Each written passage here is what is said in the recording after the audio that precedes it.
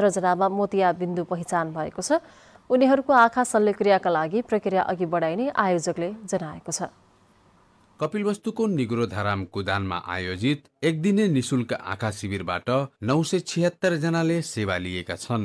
Royal Thai monastery Lumbini, Tilganga आँखा प्रतिष्ठान Kathmandu, Swarnabhumi foundation, वार्थाई कपिलवस्तु निग्रोधाराम नेपाल र नेपाल अर्बुद रोग निवारण संस्था कपिलवस्तुको सहयोगमा सम्पन्न भएको उक्त शिविर स्थानीय बासिन्दाका लागि अत्यन्त उपयोगी भएको जनाइएको छ।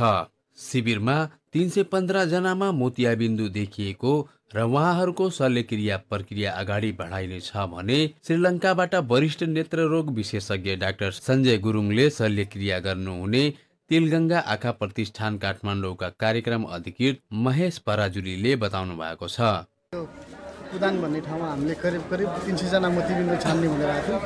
अहिले सरस्वती हेर्दाखेरि 294 जना हामीले सेलेक्सन गरिसकेका छौँ र बिरामी आउने क्रम चाहिँ बढी नै रहेछ। आज लगभग 4-5 वर्ष होला यहाँ चाहिँ र यो बिरामी हामी चाहिँ शुक्रबार लुम्बिनी थाई मोनास्ट्रीमा लगेर चाहिँ हामी शल्यक्रिया गराउँछौँ।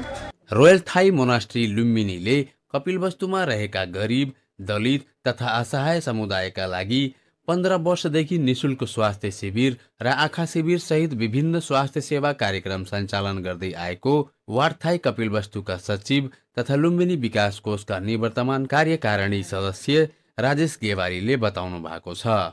र हामीले यसलाई प्रत्येक साल यसरी नै 200, 250, 300 जनालाई मोतियाबिन्दुको अपरेसन फ्रीमा गर्छौं। स्थानीयहरूले यस्तो प्रकारका सामाजिक तथा स्वास्थ्य सेवाका कार्यक्रमले आफ्नो दैनिक जीवनमा ठूलो सहुलियत पुगेको बताउँदै आगामी दिनमा पनि निरन्तरता रहने अपेक्षा व्यक्त गरेका छन्।